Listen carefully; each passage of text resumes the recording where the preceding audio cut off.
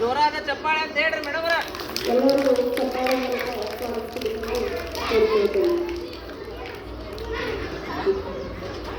ಹಾಗೆ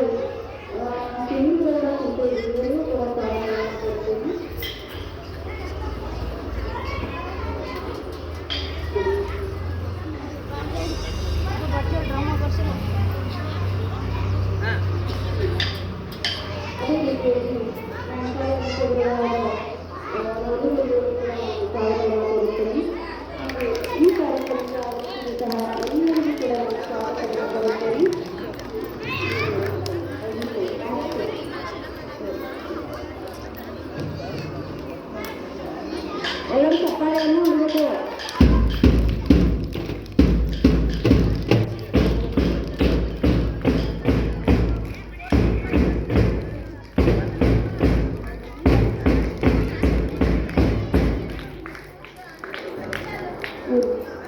ಅದೇ ರೀತಿಯಾಗಿ ಈ ಕಾರ್ಯಕ್ರಮಕ್ಕೆ ಆಗಮಿಸಿದಂತಹ ಅಂಗನವಾಡಿ ಕಾರ್ಯಕರ್ತರಿಂದ ಎಲ್ಲಮ್ಮ ತಾಯಿಯವರು ಕೂಡ ನಾನು ಸ್ವಾಗತವನ್ನು ಕೋರುತ್ತೇನೆ.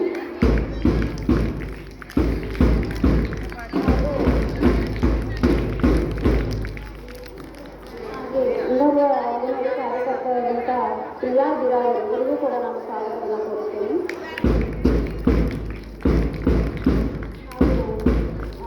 ಅಂಗನವಾಡಿಯ ಸಹಾಯಕ ಕಾರ್ಯಕರ್ತರಾದಂತಹ ಶರಣಮ್ಮ ಕುರುಡರ್ ಇವರಿಗೂ ಕೂಡ ನಾನು ಸ್ವಾಗತವನ್ನು ಕೋರುತ್ತೇನೆ.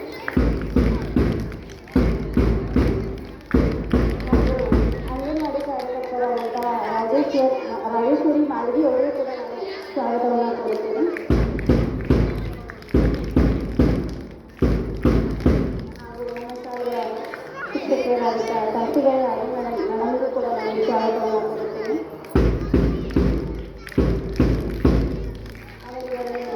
ಎಲ್ಲ ಕಾರ್ಯಕ್ರಮಗಳಲ್ಲಿ ಎಲ್ಲ ಅತಿಥಿಗಳಿಗೆ ಸ್ವಾಗತವನ್ನು ಕೊಡುತ್ತೇನೆ. ನಮ್ಮ ಕಾಶಿಬಾಯಿ ಅಪ್ಪರಿಂದ ಸ್ವಾಗತ. ಆಮೇಲೆ ಗಂಗಾಧರ್ ರವರು ದಯವಿಟ್ಟು ಈ ವೇದಿಕೆಗೆ ಬರಬೇಕು. ಬರೀ ಗಂಗಾಧರ್ ತಾಳಿಕೋಟೆಯವರು ಬರೀ ಬೇಡ ಬರೀ ಬರೀ ಅವರು ನಮ್ಮ ಶಾಲೆಗೆ ಒಂದು ಶಾಲೆಯ ಸಭಾದಲ್ಲಿ ಅವರಿಗೆ ನಮ್ಮ ಸ್ವಾಗತವನ್ನು ಕೊಡ್ತಾ ಇದ್ದಾರೆ.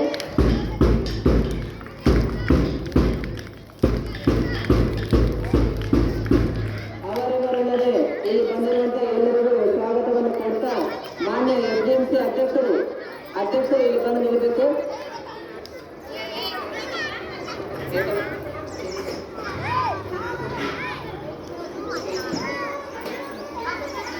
ಎಲ್ಲರೂ ಎದ್ದಿಲ್ರಿ ಸರ್, ವಿಡಿಯೋ ಕಟ್ ಮಾಡಂದ್ರಿ.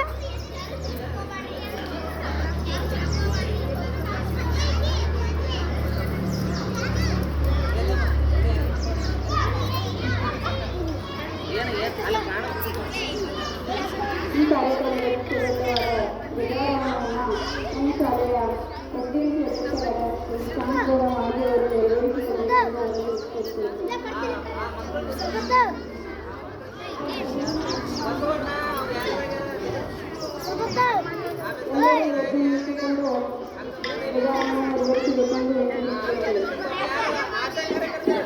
ಅಂಗನವಾಡಿ ಕಾರ್ಯಕರ್ತರು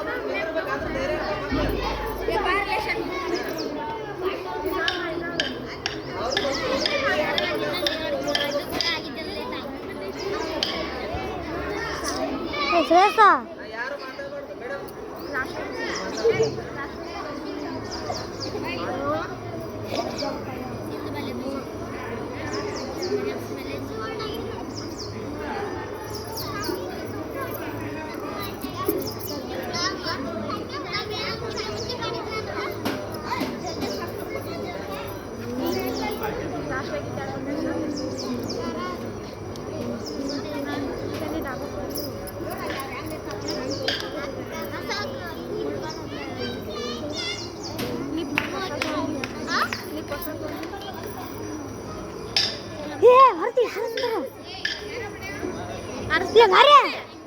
ಸೈಡ್ ತೆಗಿ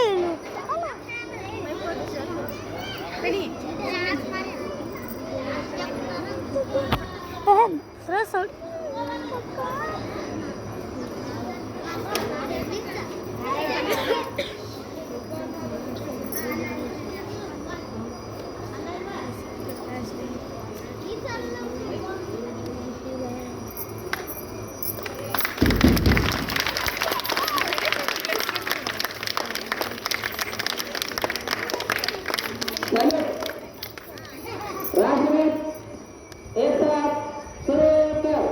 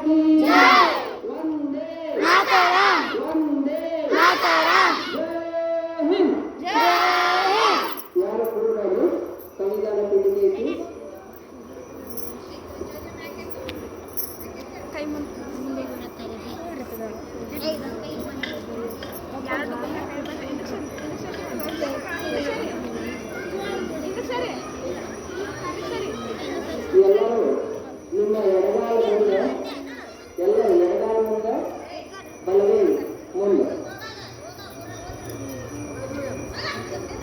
ನಾವೆಲ್ಲರೂ ಭಾರತದ ಪ್ರಜೆಗಳಾದ ನಾವು ಭಾರತವನ್ನು ಸಾರ್ವಭೌಮ ಸಮಾಜವಾದಿ ಜಾತ್ಯತೀತ ಪ್ರಜಾಸತ್ತಾತ್ಮಕ ಗಣರಾಜ್ಯವನ್ನಾಗಿ ರೂಪಿಸುವುದಕ್ಕಾಗಿ ಭಾರತದ ಎಲ್ಲ ಪ್ರಜೆಗಳಿಗೆ ಸಾಮಾಜಿಕ ಆರ್ಥಿಕ ಮತ್ತು ರಾಜಕೀಯ ನ್ಯಾಯವನ್ನು ವಿಚಾರ ಅಭಿವ್ಯಕ್ತಿ ನಂಬಿಕೆ ಉಪಾಸನೆಯ ಸ್ವಾತಂತ್ರ್ಯವನ್ನು ಸ್ಥಾನಮಾನ ಮತ್ತು ಅವಕಾಶ ಸಮಾನತೆಯನ್ನು ದೊರೆಯುವಂತೆ ಮಾಡುವುದಕ್ಕಾಗಿ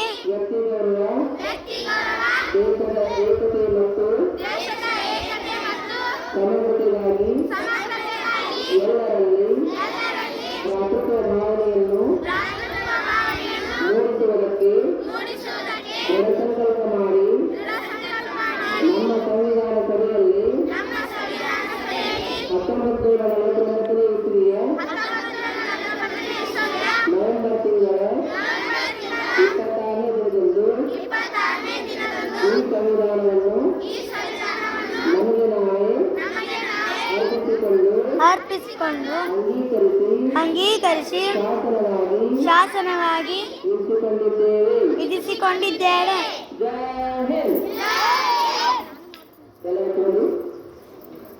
ಇಂದು 70ನೇ ಒಂದು ಗಣರಾಜ್ಯೋತ್ಸವ ಕಾರ್ಯಕ್ರಮದ ಅಂಗವಾಗಿ ಪ್ರಾಸ್ತಾವಿಕ ನುಡಿಗಳನ್ನು ಆಡಲು ಇಷ್ಟಪಡುತ್ತೇನೆ.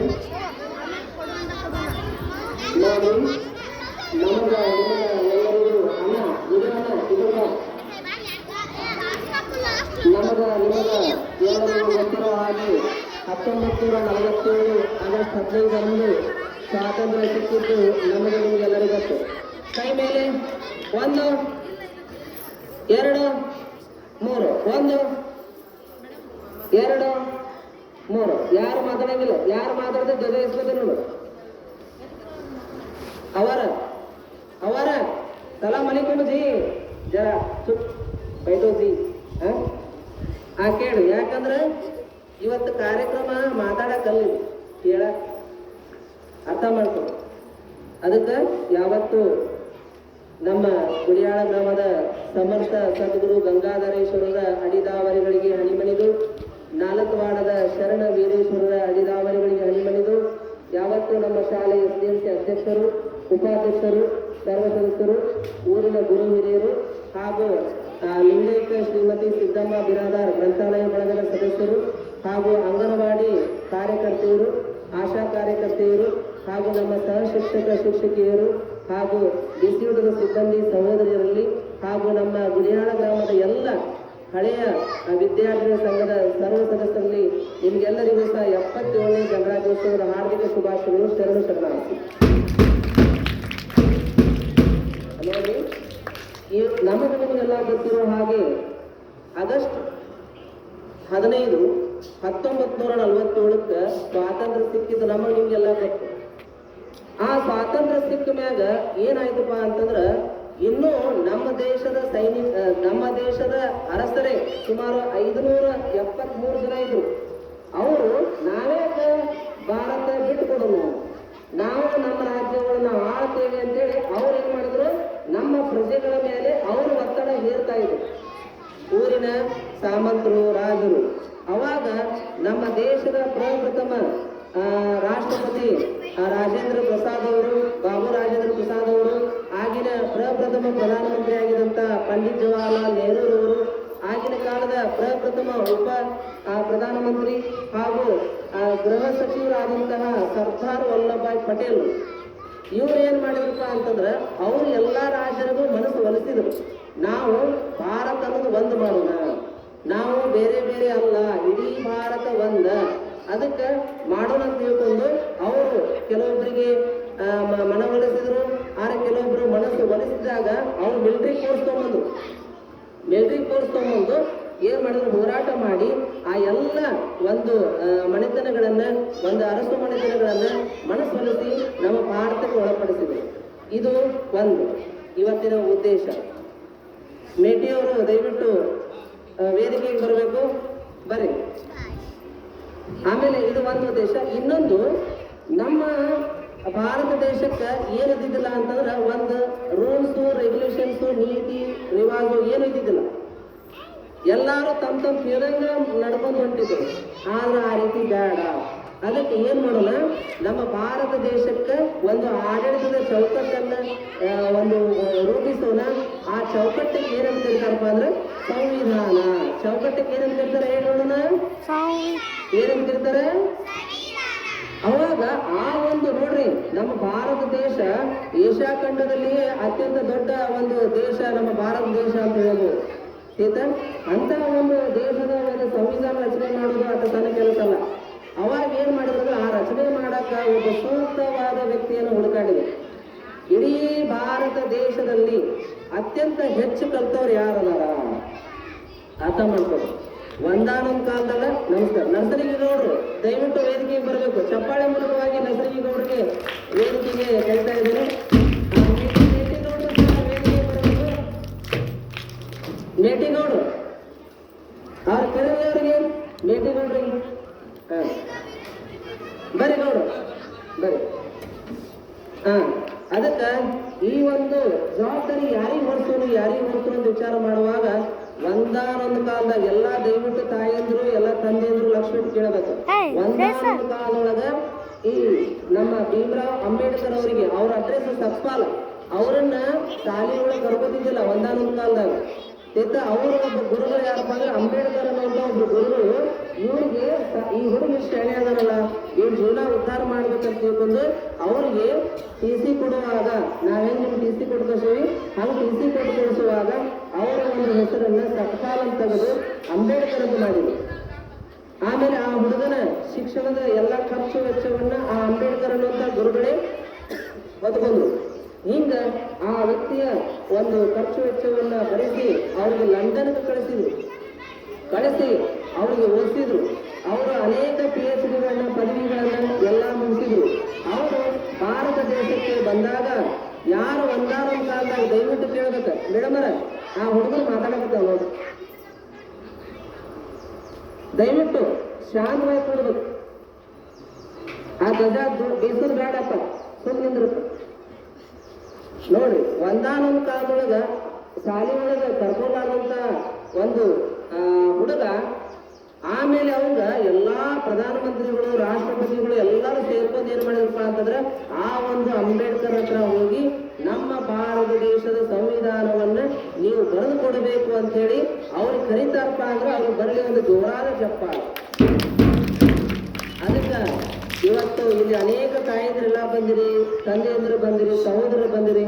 ನಿಮ್ಗೆ ದಯವಿಟ್ಟು ಕೇಳ್ಕೋದೇನಪ್ಪ ಅಂದ್ರೆ ಚಲವಾದಿ ಸಿಗೋವಾರ ಈಗ ಲಕ್ಷ ಕೊಡ್ಬೇಕು. ನಿಮ್ಗೆ ಎಲ್ಲರೇ ನಾನು ಕೈ ಮುಗಿದು ಬೆಡ್ಸೋದೇನಂತಂದ್ರೆ ನಿಮ್ಮ ಮನೆ ಉದ್ಧಾರ ಆಗ್ಬೇಕಂತಂದ್ರೆ ಯಾವುದೇ ರಾಜಕೀಯ ಪಕ್ಷದಿಂದ ಅಲ್ಲ, ಯಾವುದೇ ಜಾತಿ ಸಂಘಟನೆಯಿಂದ ಅಲ್ಲ. ನಿಮ್ಮ ಮನೆ ಉದ್ಧಾರ ಆಗ್ಬೇಕಂತಂದ್ರ ನಿಮ್ಮ ಮನೆಯೊಳಗ ಶಿಕ್ಷಣ ಕಲಿತವ್ರು ಇರಬೇಕು. ಶಾಲಿ ಕಲಿತ್ರ ನಿಮ್ಮ ಮನೆಯ ಮಕ್ಕಳು ಶಾಲಿ ಕಲಿತ್ರ ಅಂತಂದ್ರೆ ನಿಮ್ಮ ಮನೆ ಉದ್ಧಾರ ಆಗ, ಇಲ್ಲ ಅಂದ್ರೆ ಇಲ್ಲ. ಯಾರೋ ಇವತ್ತ ಸಿದ್ದರಾಮಯ್ಯ ಗೋರ್ಮೆಂಟ್ ಇರ್ಬೋದು, ನಾಳೆ ಮತ್ತೊಂದು ಗೋರ್ಮೆಂಟ್ ಬರ್ಬೋದು ಹೋಗ್ಬೋದು. ಅವರು ಈ 5 ವರ್ಷಗಳ ಕಾಲ ಅಷ್ಟೇ ನಮ್ಗೆ ಏನಾದ್ರು ಸೌಲಭ್ಯಗಳನ್ನು ಒದಗಿಸ್ಬೋದು. ಆದ್ರೆ ನಿಮ್ಮ ಮನೆಗೆ ಬೆಳಕಾಗಬೇಕು, ನಂದಾದೀಪವಾಗಿ ನೀವು ಬೆಳಗ್ಬೇಕಂತಂದ್ರೆ ಅದು ಶಿಕ್ಷಣದಿಂದ ಮಾತ್ರ ಸಾಧ್ಯ. ಅದಕ್ಕೆ ದಯವಿಟ್ಟು ಮಕ್ಕಳನ್ನ ಶಾಲೆಗೆ ಕಳಿಸ್ರಿ, ಆ ಮಕ್ಕಳನ್ನ ಓದಿಸ್ರಿ. ಆಮೇಲೆ ನಮ್ಮ ಶಾಲೆಗೆ ಅನೇಕ ಪ್ರಶಸ್ತಿಗಳು, ಅನೇಕ ಬಹುಮಾನಗಳು ಬಂದಾವ, ಅವನ್ನೆಲ್ಲ ನಾವು ಆಮೇಲೆ ಕೊಡ್ತೀವಿ. ಅದಕ್ಕೆ ಕಾರಣೀಭೂತರು ನಮ್ಮ SDMC ಅಧ್ಯಕ್ಷರು, ಸರ್ವ ಸದಸ್ಯರು, ಆಮೇಲೆ ಅನೇಕ ಅವ್ರಿಗೆ ಬರಲಿ ಒಂದು ಜೋರಾದ ಚಪ್ಪಾಳೆ. ಅದಕ್ಕೆ ಆಮೇಲೆ ಇನ್ನೂ ಅನೇಕ ಯೋಜನೆಗಳನ್ನು ನಾವು ಹಾಕೊಂಡಿವಿ. ಆಮೇಲೆ ಇಲ್ಲಿ ಏನದು ಮ್ಯಾಗ ಏರಾಕ ಮೆಟ್ಲ ಐತಲ್ಲ, ಅಲ್ಲಿ ಒಂದು ಗ್ರಿಲ್ ಕುಂದಿರ್ಬೇಕಂತ ಹೇಳಿ ಒಂದು ಮನವಿಯನ್ನು ಸಹ ಸಿದ್ಧ ಮಾಡಿ ನಮ್ಮ ಪಂಚಾಯತಿಗೆ ಕೊಟ್ಟಿದ್ದೇವೆ. ಅವರು ಸಹ ಅದರ ಕಾರ್ಯಕ್ರಮ ಆದಷ್ಟು ಬೇಗ ಮಾಡ್ಕೋಬೇಕಂತ ಹೇಳಿ ನಿಮ್ಮನ್ನು ನಾವು ಕೇಳ್ಕೊತೀವಿ. ಮತ್ತು ಯಾವಾಗಲೂ ನಮ್ಮ ಶಾಲೆ ಮೇಲೆ, ನಮ್ಮ ಮಕ್ಕಳ ಮೇಲೆ, ನಮ್ಮ ಶಿಕ್ಷಕರ ಮೇಲೆ ಎಲ್ಲ ನಿಮ್ಮ ಪ್ರೀತಿ, ಪ್ರೇಮ, ಅಭಿಮಾನ ಸದಾಕಾಲ ಇರಬೇಕು ಅಂತ ಹೇಳಿ ನಾನು ಪ್ರಾರ್ಥನೆ ಮಾಡುತ್ತಾ, ಅದಕ್ಕೆ ಗಣರಾಜ್ಯೋತ್ಸವದ ವಿಶೇಷತೆಯನ್ನು ನಾವು ಅರ್ಥ ಮಾಡಿಕೊಂಡು ನಾವೆಲ್ಲರೂ ಭೇದ ಭಾವ ಮಾಡಬಾರ್ದು. ನಾವೆಲ್ಲರೂ ಭಾರತ ಮಾತೆ ಒಂದೇ ತಾಯಿ ಮಕ್ಕಳು. ನಾವು ಮುಸ್ಲಿಂ ಇರ್ಬೋದು. ಮಲ್ಲಪ್ಪ ಕಾಕರ ದಯವಿಟ್ಟು ವೇದಿಕೆಗೆ ಬರಬೇಕು. ಗ್ರಾಮ ಪಂಚಾಯತಿ ಸದಸ್ಯರು ದಯವಿಟ್ಟು ಈ ಕಡೆ ಬನ್ನಿ. ಚಪ್ಪಾಳೆ ಮೂಲಕ ಎಲ್ಲ ಮಕ್ಕಳವರನ್ನ ವೇದಿಕೆಗೆ ಕರೆಯುವುದಾಗಿ ವಿನಂತಿ. ಅದಕ್ಕೆ ನೋಡಿ, ಮಲ್ಲಪ್ಪ ಕಾಕರ ಅನ್ನುವಾಗ ನಾ ಪ್ರತಿ ಸರ್ತಿ ಮಕ್ಕಳಿಗೆ ಪಾಠ ಹೇಳುವಾಗ ಹೇಳ್ತಿರ್ತೀನಿ, ಅವ್ರಿಗೆ 4 ಜನ ಮಕ್ಕಳು. ಹೌದಾ? ಇವತ್ತು ವಿಚಾರ ಮಾಡ್ರಿ, ಒಂದಾನೊಂದು ಕಾಲದೊಳಗೆ ಮಲ್ಲಪ್ಪ ಕಾಕರು ಆಡು ವ್ಯಾಪಾರ ಮಾಡುವಾಗ ಅವರು ಬರಿಗಾಲಿ ನಡ್ಕೊಂಡು ಹೋಗ್ತಿದ್ರು. ಕೆಲವೊಮ್ಮೆ ಅವ್ರ ಮಕ್ಕಳಿಗೆ ಏನು ಬಸ್ ಚಾರ್ಜ್ ಇಲ್ಲಾರ್ದಕ್ಕೆ ನಡ್ಕೊಂಡು ಹೋಗ್ತಾ ಇದ್ರು, ಆಮೇಲೆ ಮುಳ್ಳೆಲ್ಲ ತೊಳ್ಕೊಂಡು ಹೋಗ್ತಾ ಇದ್ರು. ಆದ್ರೆ ಅಂಥವ್ರು ಇವತ್ತು ಅವ್ರ ಮನೆ 3 ಕಾರವು ಅತ್ತಮ್ಮ ಎದರಿಂದ ಸಾಧ್ಯ ಆಯ್ತು? ಅವ್ರಿಗೆ ಒಬ್ಬ ಮಗ ಹೈಸ್ಕೂಲ್ ಟೀಚರ್ ಅದಾರ, ಇನ್ನೊಬ್ರು ಪ್ರೈಮರಿ ಸ್ಕೂಲ್ ಟೀಚರ್ ಅದಾರ, ಇನ್ನೊಬ್ರು ಹೆಲ್ತ್ ಡಿಪಾರ್ಟ್ಮೆಂಟ್ದಾಗ ಅದಾರ, ಇನ್ನೊಬ್ರು ಮಿಲಿಟರಿ ಒಳಗದ. ಅವ್ರಿಗೆ ಬರಲಿ ಒಂದು ಜೋರಾದ ಚಪ್ಪಾಳೆ. ಅದಕ್ಕೆ ಇವತ್ತು ನೋಡ್ರಿ, ನಾವು ಇದು ಯಾವುದೋ ಒಂದು ಮುಖ ಸ್ತುತಿ ಅಲ್ಲ, ಇದು ರಿಯಲ್ ಫ್ಯಾಕ್ಟ್. ಅದಕ್ಕೆ ನೋಡ್ರಿ, ಇವತ್ತು ಅವ್ರು ಗ್ರಾಮ ಪಂಚಾಯತಿ ಸದಸ್ಯರಾದ್ರು, ಆಮೇಲೆ ನಮ್ಮ ಶಾಲೆಗಳಿಗೆ ಅನೇಕ ಫೋಟೋಗಳನ್ನ ದೇಣಿಗೆಯಾಗಿ ಕೊಟ್ಟಿದ್ದಾರೆ. ಹಿಂಗೆ ನಾನು ರಿಕ್ವೆಸ್ಟ್ ಮಾಡ್ಬೋದು ಏನಪ್ಪ ಅಂದ್ರೆ, ದಯವಿಟ್ಟು ನಿಮ್ಮ ಮಕ್ಕಳಿಗೆ ಒಳ್ಳೆಯ ಶಿಕ್ಷಣವನ್ನು ಕೊಡಿಸ್ರಿ, ಅಂದ್ರೆ ಮಾತ್ರ ನಿಮ್ಮ ಜೀವನ ಉದ್ಧಾರ ಆಗ್ತವೆ. ಇಲ್ಲಾಂದ್ರೆ ಬಾರಿ ಕಾಲ ನೀವು ಕೂಲಿ ಮಾಡ್ಕೊತ ಹೋಗ್ತೀರಿ, ಆಮೇಲೆ ಅವರು ಕೂಲಿ ಮಾಡ್ಕೊತ ಹೋಗೋದಾಗ್ತದೆ. ಅದಕ್ಕೆ ದಯವಿಟ್ಟು ಹಾಗಾಗಬಾರ್ದು. ಅದಕ್ಕೆ ಶಿಕ್ಷಣವನ್ನು ಕೊಡಿಸ್ರಿ. ಶಿಕ್ಷಣವೇ ಶಿಕ್ಷಣವೇ ವಿದ್ಯೆ ವಿದ್ಯೆ. ಜೈ ಜವಾನ್, ಜೈ ಜವಾನ್. ಅದಕ್ಕೆ ಈ ಎಲ್ಲ ಒಂದು ಅರ್ಥವನ್ನು ಮಾಡ್ಕೊಂಡು ಅಂತ ಹೇಳ್ತಾ ಮಾತನಾಡಲು ಅವಕಾಶ ಮಾಡಿಕೊಟ್ಟಂತ ತಮ್ಮೆಲ್ಲರಿಗೂ ಮತ್ತೊಮ್ಮೆ ಮಗದೊಮ್ಮೆ ಹೃತ್ಪೂರ್ವಕ ಧನ್ಯವಾದಗಳನ್ನು ಹೇಳ್ತಾ ನನ್ನ ಪ್ರಾಸ್ತಾವಿಕ ನುಡಿಗೆ ವಿರಾಮ ಹೇಳ್ತೀನಿ. ಜೈ ಹಿಂದ್, ಜೈ ಭಾರತ್ ಮಾತೆ. ಸರಿ ಮೌಲ್ಯಗುರುಗಳಿಗೆ ಧನ್ಯವಾದಗಳು. ಸರಿ ಈ ಘಟನೆ ಮಾಡಲಿಕ್ಕೆ ಸರಿ ಶ್ರೀ ಮಲ್ಲಪ್ಪ ಚಲವಾದಿ ಕರ್ಸೋಣ. ಸ್ವಾಗತವನ್ನು ಕರ್ಸೋಣ. ಕೋರುತ್ತೇನೆ.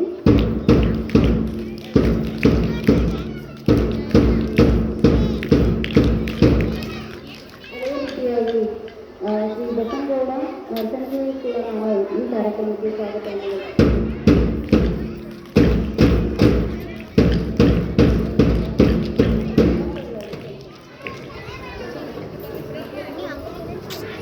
ಈಗ ಸಾಂಸ್ಕೃತಿಕ ಕಾರ್ಯಕ್ರಮಗಳು. ಸರಿ ಕಟ್ ಮಾಡಿದ್ರೆ ಸರಿ ವಿಡಿಯೋ ಕಟ್ ಮಾಡಿದ್ರೆ ಇದು